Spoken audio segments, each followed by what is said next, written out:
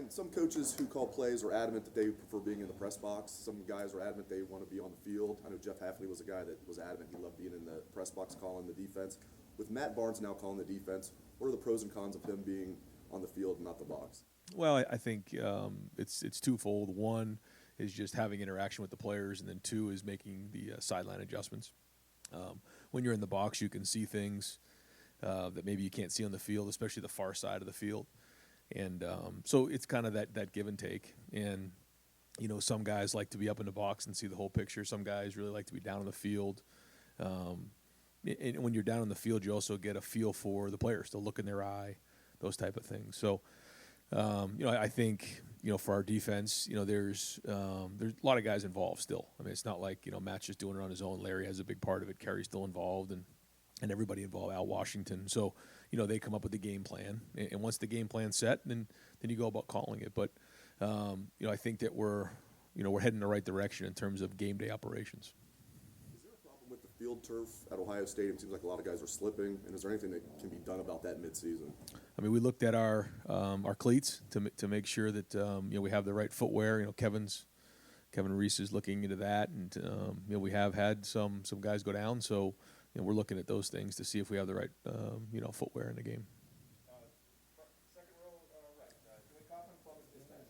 Ryan, with the way Trevion ran last Saturday, did you foresee going forward him starting at that spot and getting kind of a similar workload, or? Well, I think he certainly is going to have a bigger role. Now, whether it's a starter or not, we'll kind of take it week to week, but he deserves an opportunity to play a lot because, you can see his big playability. But, mine started in the first game, and then, and Trey certainly, flashed in this game. So we'll see. He's still young. Mine's still young. Master's still, practicing hard. So, we'll kind of figure it out as the week goes on. That was a really eye-popping stat-wide performance and some of the explosive runs. When you look back on the film, where can he grow? What do you like? Where can he grow? He's got a lot to grow. He's got a lot to improve on. I mean, you can see his ability level, but there's a lot of things just in terms of executing, in protection, executing, his reads and his vision, and sometimes, making sure that he's running through contact and finishing runs. But there was a lot of good things on there. But he's very, very young. He didn't play last year at all, even in high school. So the last time he played was his junior year in high school. So to come out and flash like that has been exciting. But at the same time, he's still building, still growing, and still has a long way to go. Third row left, Dan Holt, left forward. Yeah, Ryan, do you feel any pressure this week to get those backup quarterbacks in there for some playing time, knowing that this is the last non-conference game? No, I don't feel pressure. I think that we'll look to see if we can possibly get that done this week, though. If it works out, again, a lot of it has to do with the week of preparation. It really is week to week, and so we start that preparation on Sunday after we get off the field. We wipe the previous week clean, then we go from there. So it's all about how these guys prepare and how they practice. But if the opportunity presents itself, then we'd like to do that this week. And you have a lot of guys on this team that really didn't play much last year because you didn't have those non-conference games. How much do you think that's maybe impacting, the way this team's playing right now and maybe not being quite as sharp as you'd like to be? Well, first off, there's no excuses. I mean, we have to play at a high level, and we have to execute in all three phases and play clean games and play hard, do all those things. But I think if, you're looking at our team, you're looking at a team where, coming off of last year, a lot of experience walked out of the building. And typically those guys who would be stepping into the roles that they're stepping into would have had a bunch of reps under their belt. The linebackers, really, those four linebackers to the left, they all played almost every snap last year. Justin Fields played every snap last year. A lot of those guys got a bunch of those reps last year, and those guys who are stepping into those roles didn't. And some of those guys didn't play their senior year of high school. Some of those guys are year 2, 3 in the program, but they're still inexperienced. And, if you had, Josh Myers and Wyatt Davis and Justin Fields and Tuff Borland and Pete Warner and those guys coming back into this year, it would probably be a little different, but they're gone. And because there was a gap there, we've got to fill that gap. We got to catch up. And, it's not going to happen overnight. And, we got to do a great job as coaches to make sure that we're on our game to help close that gap faster. And, guys, the more snaps the guys get under their belt, the more experience they get, the more confidence they're going to get in what they're doing. So I think that's something that's there. It's real. We have to recognize it and make sure that we're addressing it. Yeah, Ryan, as you looked at basically going to that two safety look quite a bit on Saturday and stuff, what did you see about that you liked? And then number two, Ronnie Hickman seems to be coming on. I mean, I don't know what your take is on that, but him specifically seems to have some spark to that defense, along with Cam Martinez in those man situations and stuff. But just what's your take on those things? But it's exciting to start to hear those names. Like going in, it's like, who was the guys that we were going to count on? And, you're starting to see Ronnie make plays. You're starting to see him with multiple games where he has 10 or more tackles. You see Cam get a PBU. You see Denzel get an interception, got turned over, but it was a really good play. And then Cam Martinez with the interception. You see a couple guys make, you saw Tyleek with the sack. You saw some guys making some plays. And I think that's going to go a long way as they head into the meat of the schedule, because now they know that they can do it, and they've done it because everything they're doing is for the first time. So I think that that part's exciting. I think that we did change up the looks a little bit, and we'll continue to build on that and figure out, which of those plays put our guys in the best position to be successful, because that's our job as coaches, to put your players in the best position to be successful. And if we're not doing that, then we need to get it fixed and get it changed. So I thought we did a little bit better job of that. We got to continue on it. You see Bryson Shaw seem to be more comfortable. I mean, seem to be more in the mix. I mean, am I reading that wrong? No, I think, again, how much has he really played going into the season? Now he's starting to get his feet wet. He's starting to get some experienced reps under his belt, and then you can draw upon those type of things. And I think one thing that we just all have to recognize is that you don't just walk out with an Ohio State uniform and think you're just going to go win. It doesn't work that way. It's really hard.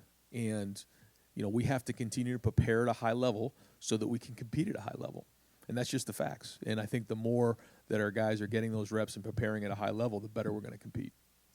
Second row left, Stephen Means, Cleveland.com. Ryan, just for the CJ, obviously he hadn't thrown a pass before he got into the season, but neither of those other guys. Would it be worth in a game like this, maybe in the first half, to get a guy like Kyle or Jack out there for a series, to go into that game with the purpose of maybe at the first series of the second quarter, I'm playing this quarterback, it's not going to be CJ? I don't know. I mean, I don't know about all that. We'll take a look at the week and see if there's a situation that presents itself that we may want to do something. We get some guys some reps because, like we're talking here, it's important. But I don't like the idea of just arbitrarily putting somebody in there in that spot. I think, what CJ's done so far, he's had some reps that, he wants back, but he's also had some really good reps as well. And I think when you look at, his numbers, compared to some of the younger quarterbacks we've had, and he's young. I mean, he's like playing a true freshman. There's going to be growing pains along the way. And, he's just got to learn from those and continue to grow. And those other quarterbacks have to keep coming. And if they keep practicing well, then they'll get an opportunity. Right next door, Stephen Means, Cleveland.com. I'm sorry. Nathan Barrett. There are a lot of questions. They're hard to tell us apart. Yeah. I get it. We both have red hair. With CJ, him talking about being sore after the game, just how do you sort of manage that during a week, and while also getting him the reps and stuff that he needs to keep developing? That's a challenge for sure. Is making sure that he gets the reps and gets the timing with the receivers that he needs, but then also, rests him, his shoulder and making sure that he's where he needs to be. So there's something there for sure that we have to continue to work through, and it's something that we're talking about a lot and trying to figure out. From your perspective, why has there been such a lack of pressure, seeming lack of pressure from the defensive front? Is that just guys not winning one-on-one things? Is it schematic things that aren't coming together? What are you saying? I think a little bit of both, but I agree with you. It needs to improve. When you play with a four-down front, you want to see disruption in the backfield. And so we're going to continually work on that and try to find ways to put them in the best position to be successful. But, pressure does help. But like you said, there are some one-on-one situations that we just got to do a better job executing. And it's twofold. I think when the secondary's covering and making the quarterback hold on to that ball a little bit more, then that allows those guys to get home. I think we did cover pretty decent the other day, and so that's something that we'll spend a lot of time on this week and trying to get that fixed. Ryan, what is Kerry Corbin's role right now? Because you think if he went up to the booth, and that would give him that bigger view to be able to call the plays. It just seems kind of, what is his role, and how is he taken what is perceived to be a demotion? Well, he's a professional. I mean, he's an Ohio guy. He has a lot of pride. He's a tremendous coach and has an unbelievable record in terms of being a head coach. When he was in high school, and then certainly when he came here. And the guys he's developed and what he's done and been part of national championships and he's proud. He's a proud Buckeye, and so he's done an unbelievable job in the last week of, just pushing forward. And I got a lot of respect for him, and he loves this place and wants to win, and he's working hard. He's still a big part of the defense and still has a lot to do with it, and still sees everything through the eyes of the coordinator. We've readjusted some roles, but. He's done, an unbelievable job of being a pro and working through it. And the talent level on this team. You also know the inexperience on this team. Is this team where you thought it would be after 3 games? Are you disappointed? Are you pleased? Where do you kind of I didn't have many expectations because there were so many unknowns going into the season. There were so many guys that had, and we talked about this in the spring. We talked about this in the preseason. And now here we are of just guys that hadn't played. And, you do the best you can in practice to prepare them, but until they're actually in a game, you just don't know. And so I didn't know what this year would bring. And here we are in a whole new journey. This is kind of, brand new for us for having such a young and experienced team and working through this journey to the end of the season. It's still early on. And, I think, we're going to be steadfast in getting the experience that we need, but then also forging an identity as a team. What identity do we want to have as a team in this group right here? And so, I didn't know what this would be. I didn't have expectations. I'm hopeful that we can keep working, and as we look back here in a few weeks, we can see a lot of growth, that we did a really good job of coaching and building guys up and teaching and stuck together when, it wasn't these first few weeks haven't been ideal, but that's life too.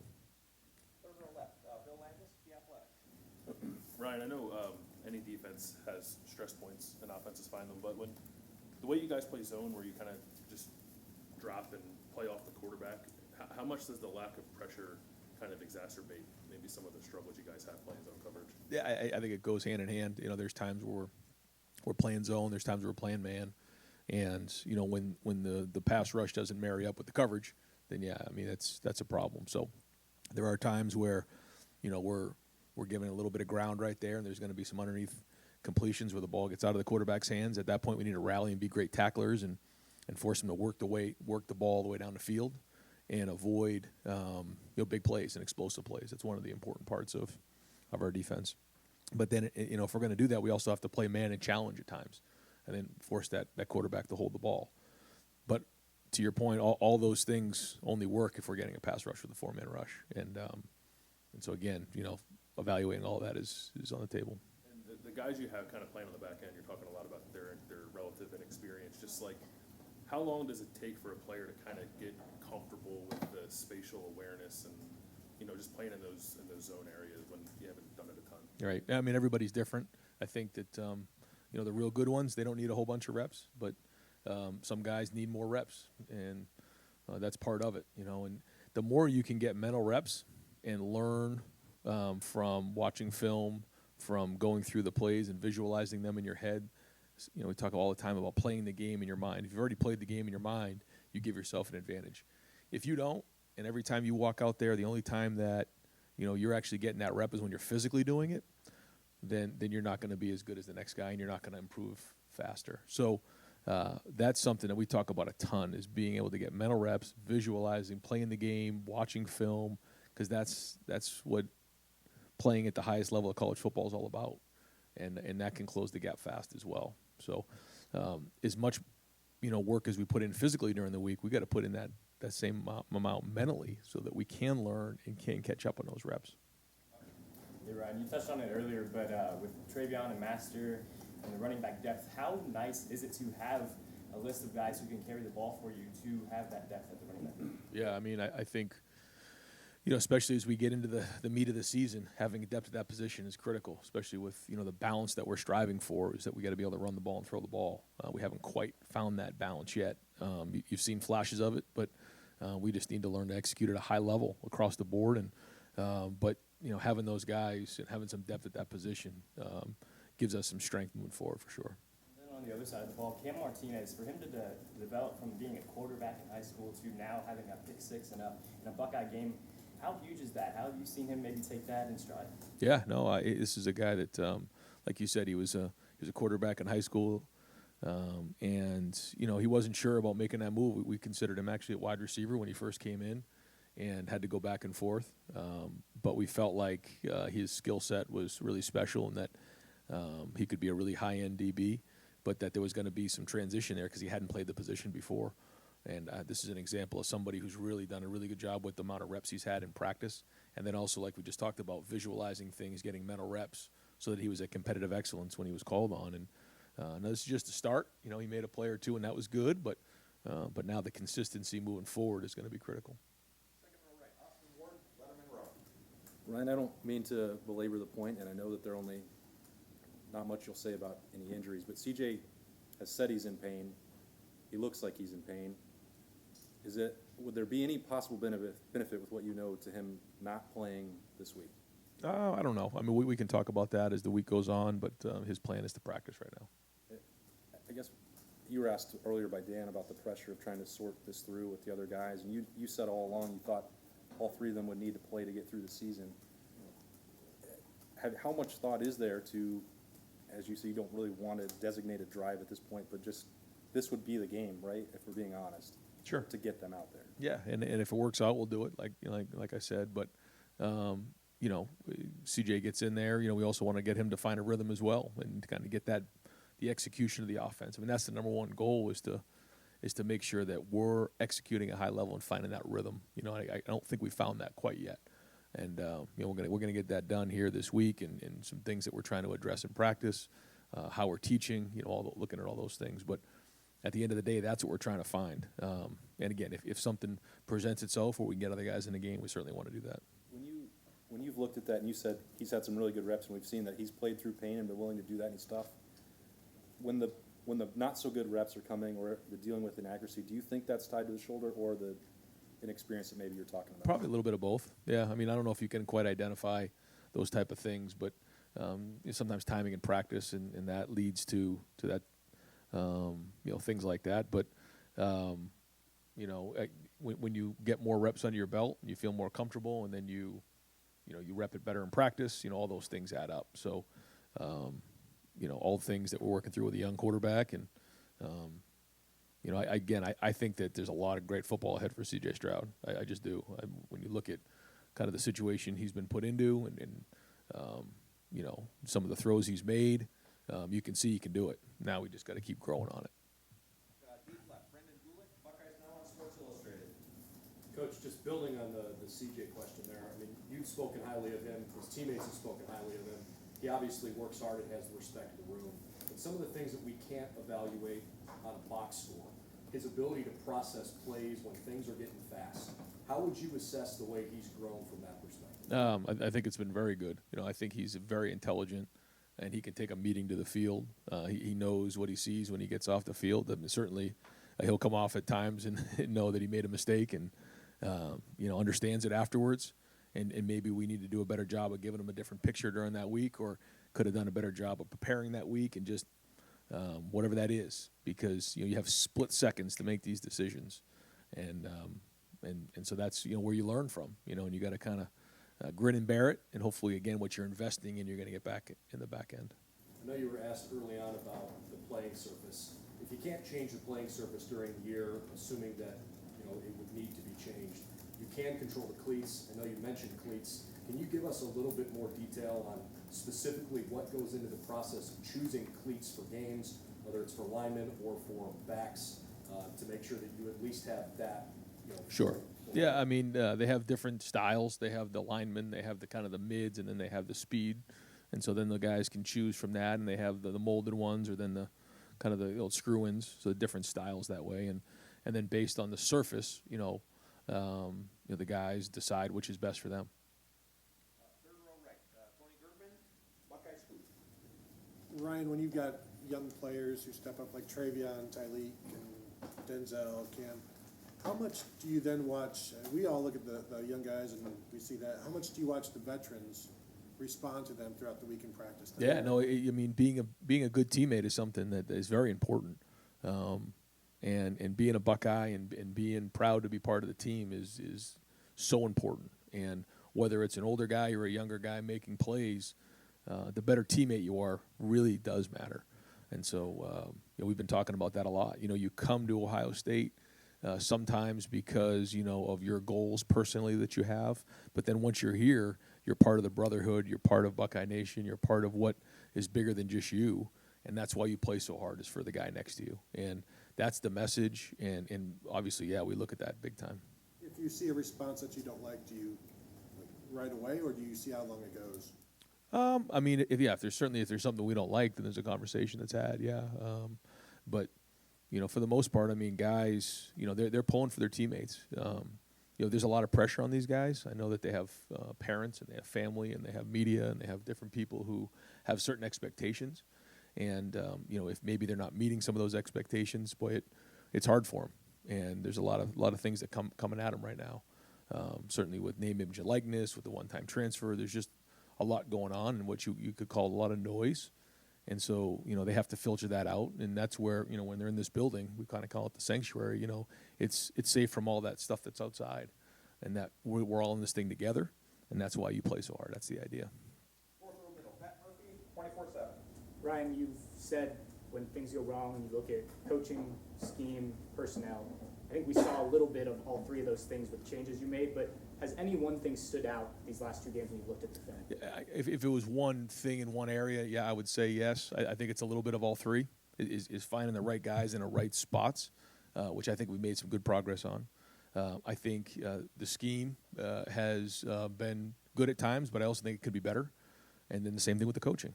I think that there's times where we can do a better job coaching it, for sure. And so we got to tighten up in all those areas. You mentioned identity and still looking for that.